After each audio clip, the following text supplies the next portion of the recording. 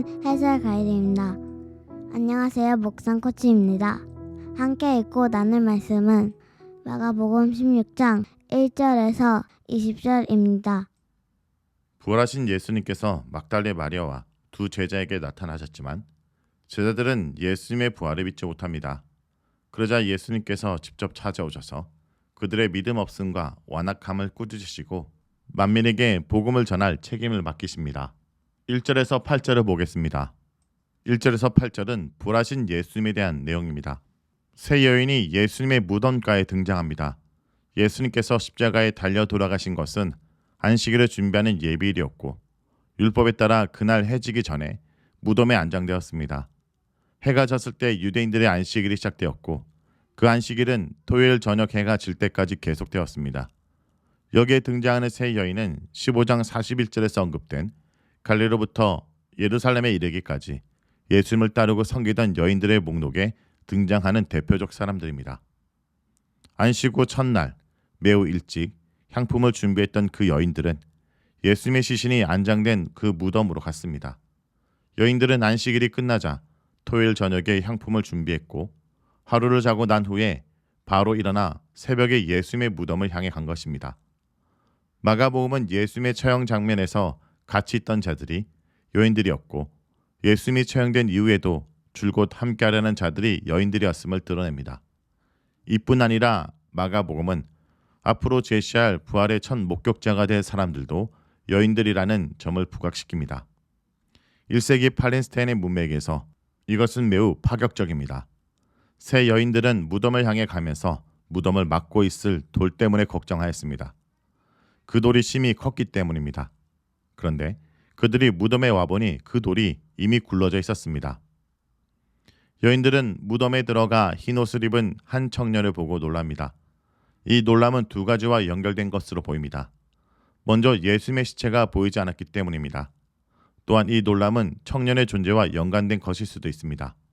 실제로 그 청년이 누구였는지에 대해서 마가복음 역시 구체적 정보를 제공하지 않지만 흰옷을 입었다는 사실과 문맥은 이 청년이 천사임을 암시합니다.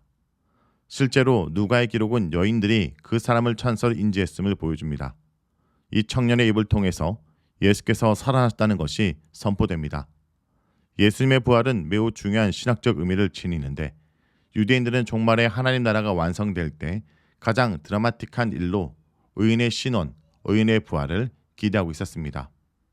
이러한 상황에서 예수님께서 부활하셨다는 사실은 구약이 예견했던 하나님 나라 통치가 시작됐다는 것을 의미하고 종말의 때가 이미 도래했다는 것을 의미합니다. 청년은 예수께서 부활하셨다는 것을 확증하기 위해서 그를 두었던 곳을 보라고 말합니다. 여인들이 청년의 증언을 듣고 예수님의 빈 무덤을 확인했습니다. 청년은 예수께서 부활하셨을 뿐 아니라 제자들보다 먼저 갈리로 가실 것을 예고합니다. 그리고 이 소식을 제자들과 베드로에게 알려주라고 지시합니다.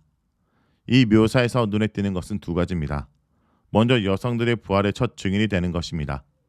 십자가 현장에서 다 도망간 제자들은 예수님의 부활에 관한 소식을 들은 여인들을 통해서 듣게 됩니다. 둘째로 비록 예수님을 끝까지 따르는 데 실패하긴 했지만 베드로를 비롯한 제자들도 예수님의 부활에 대해 듣게 된다는 것입니다. 갈릴리는 제자들이 처음에 부름받은 곳이었고 그들은 이제 그곳에서 다시 부활하신 주님을 만나고 회복되어 예수님의 제자로서 사람나는 업으로 살게 될 것입니다. 이러한 것이 빈 무덤에 있던 청년의 말을 통해서 암시되고 있습니다. 여인들은 심히 놀랐더라고 무덤에서 나와 도망치듯 돌아갔습니다. 그들은 무서워하여 아무에게 아무 말도 하지 못했습니다. 만약 마가복음이 이러한 방식으로 8절에서 끝났다면 고대본에서 유래를 찾기 힘든 열린 결말이 됩니다. 이러한 열린 결말은 독자들 스스로 마가복음의 스토리를 읽고 결론을 내리도록 유도합니다. 다음은 9절에서 20절입니다. 9절에서 20절은 확실히 믿고 널리 전하라는 메시지입니다. 갑자기 막달라 마리아가 이야기의 주인공으로 등장합니다. 사실 막달라 마리아는 마가복음 본문에서 이미 3번이나 언급되었는데 이곳에서 처음으로 소개되는 느낌을 받습니다. 전에 7 귀신을 쫓아내어 주신 막달라 마리아라는 표현은 누가복음 8장 2절을 반영하고 있는 것 같습니다. 마가복음의 긴 결말에 따르면 예수님께서 안식 후 첫날 이른 아침 부활하신 후 막달라 마리아에게 처음 보이셨습니다. 막달라 마리아가 부활하신 예수님을 목격하는 이야기는 요한복음 20장에서 상세히 기록되어 있습니다. 긴 결말 속에서 마리아는 8절에 언급된 두려움을 극복한 것으로 묘사합니다. 8절에 두려움을 극복한 마리아는 슬피 울고 있던 제자들에게 가서 예수님의 부활을 알려주었습니다. 그러나 제자들은 예수님의 부활 사실과 그걸 마리아에게 보이셨다는 것을 믿지 않습니다. 또다시 다른 복음서의 내용을 요약한 것 같은 본문이 등장합니다. 여기 언급된 두 사람에 관한 이야기는 누가복음 24장을 반영합니다. 누가복음에서 그들은 예루살렘에서 약 11km 떨어진 엠마오라는 마을로 가고 있었습니다. 누가복음에서도 제자들은 눈이 가려졌기 때문에 부활하신 예수님을 알아차리지 못합니다.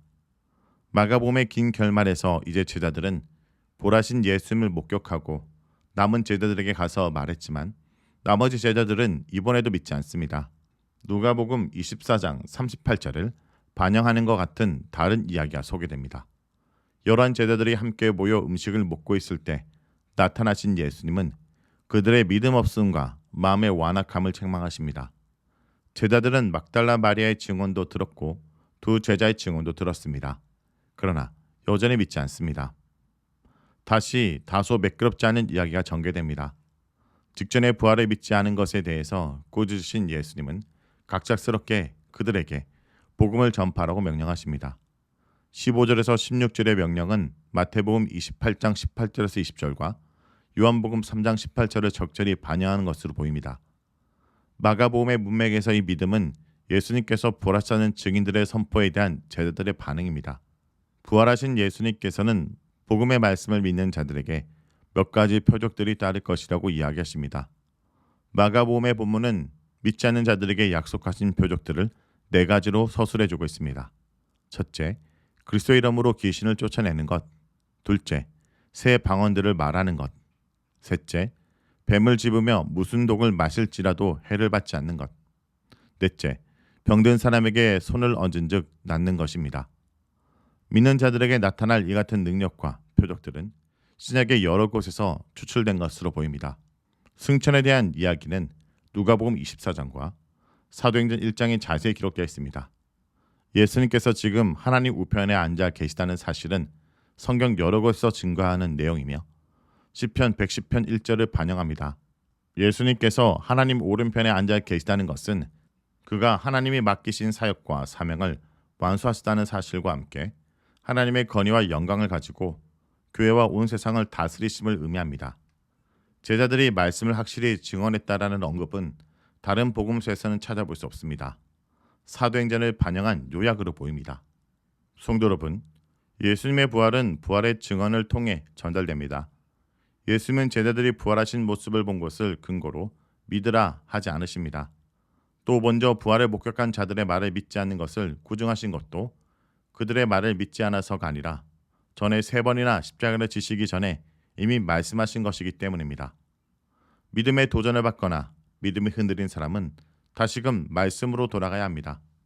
우리의 믿음의 근거는 언제나 기록된 말씀이라는 것을 잊어서는 안 될 것입니다. 오늘 말씀을 놓고 기도하겠습니다. 주님, 부활의 소망을 가진 자답게 기쁘고 담대히 복음을 전하게 하여 주시옵소서. 예수님의 이름으로 기도합니다. 아멘.